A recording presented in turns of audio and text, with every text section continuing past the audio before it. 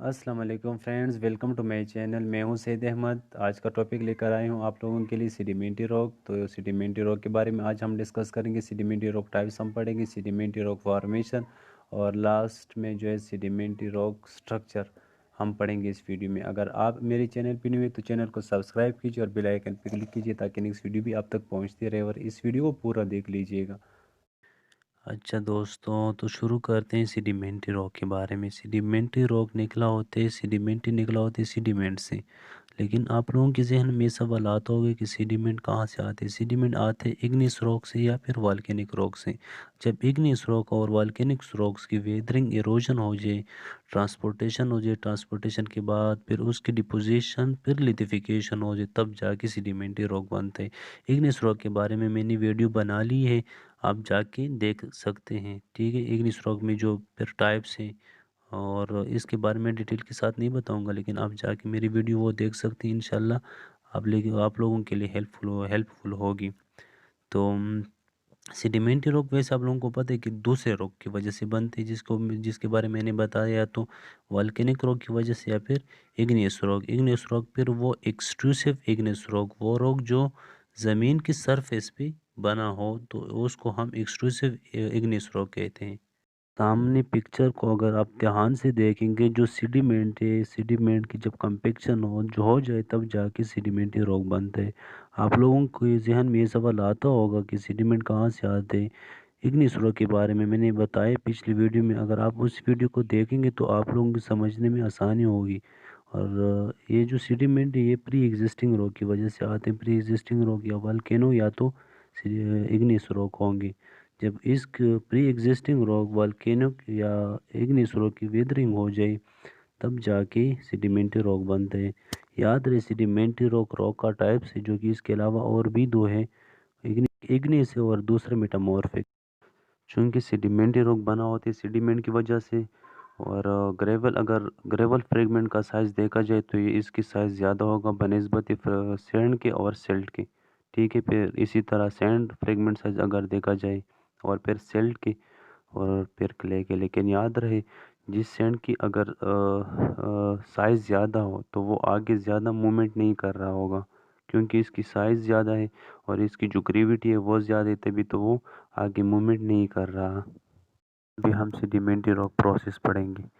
सामने पिक्चर दिया हुआ है मैंने, इसको अगर आप लोग ध्यान से समझेंगे तो आप लोगों के लिए समझना बहुत ही आसान होगा।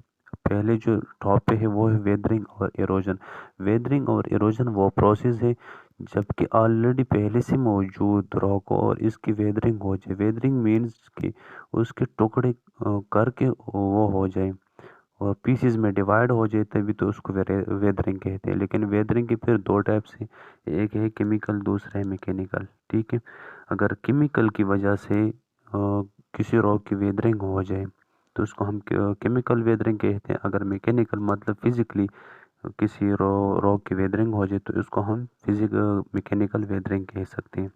ठीक है, ऊपर अगर आप देख ले ना तो इसको समझने की कोशिश कर ले तो इंशाल्लाह आप लोगों के लिए आसानी होगी। फिर इसके बाद ट्रांसपोर्टेशन।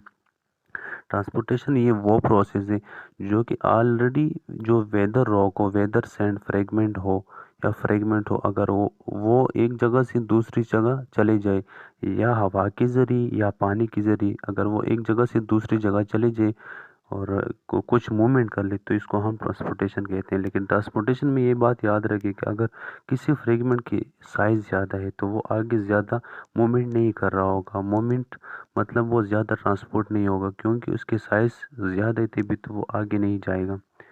ट्रांसपोर्टेशन के बाद फिर आता है थर्ड में डिपोजिशन।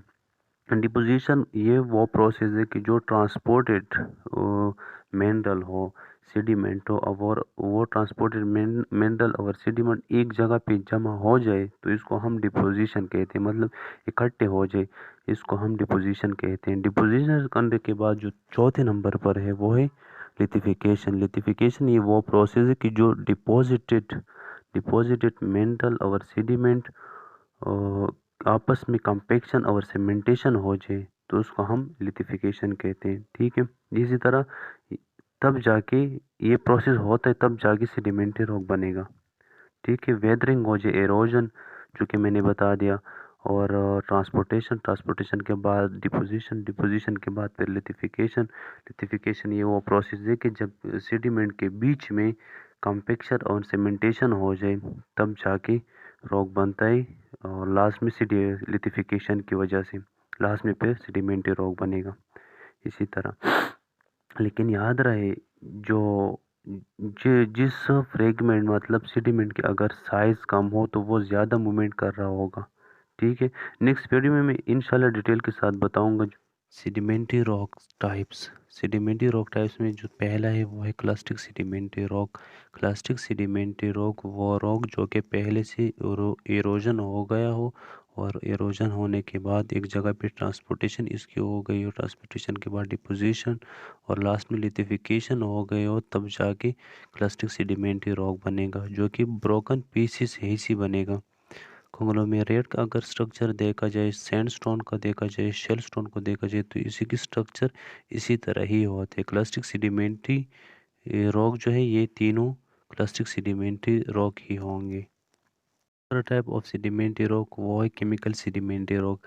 केमिकल सेडिमेंट्री रॉक वो जो इनऑर्गेनिक प्रोसेस हो जाए मतलब कि केमिकल के आपस में रिएक्शन करके जो रॉक बनेगा तो उसको हम केमिकल सेडिमेंट्री रॉक कहेंगे। केमिकल की वजह से जो रॉक बनेगा तो उसको हम केमिकल सेडिमेंट्री रॉक कह सकते हैं, जो कि कार्बोनेट है। कार्बोनेट में फिर लाइमस्टोन, डोलोमाइट और लाइमस्टोन की एक अदर प्रॉपर्टी एक और रॉक है और डोलोमाइट को देखा जाए तो ये एक और रॉक है। ठीक है, सामने अगर आप पिक्चर को ध्यान से देखेंगे तो इसकी डिफरेंस आपको समझ में आ जाएगी। और तीसरे नंबर पे जो है वो चार्ट ये chemical sedimentary rock type.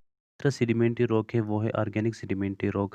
Organic sedimentary rock वो रॉक जो कि प्लांट और एनिमल की डिकम्पोजिशन हो जाए ज़मीन के अंदर तब जाके ये रॉक बनेगा, जैसे कि कोयला है और नेचुरल गैस है।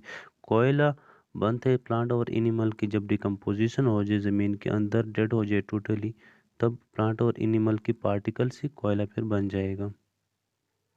Sedimentary rock structure. Sedimentary rock की पहचान है इसकी स्ट्रक्चर से। सेडिमेंट्री रॉक स्ट्रक्चर हमें बताता है कि ये फलाना टाइप्स का रॉक है, ये रॉक है, ये वो रॉक है। तो सेडिमेंट्री रॉक स्ट्रक्चर हम सेडिमेंट्री रॉक स्ट्रक्चर को देख लें तभी हमें अंडरस्टैंड कर पाएंगे कि ये सेडिमेंट्री रॉक स्ट्रक्चर है, ये इस टाइप का सेडिमेंट्री रॉक है, ये उस टाइप का है। ठीक है, लेकिन इस रॉक की पहचान सेडिमेंट स्ट्रक्चर ही से होता है। ठीक है, देखा जाए इग्नियस रॉक की पहचान उसके मिनरल से होता है। इसी तरह मेटामॉर्फिक रॉक है, लेकिन सेडिमेंट्री रॉक की पहचान सेडिमेंट्री रॉक स्ट्रक्चर से हमें पता चलेगा।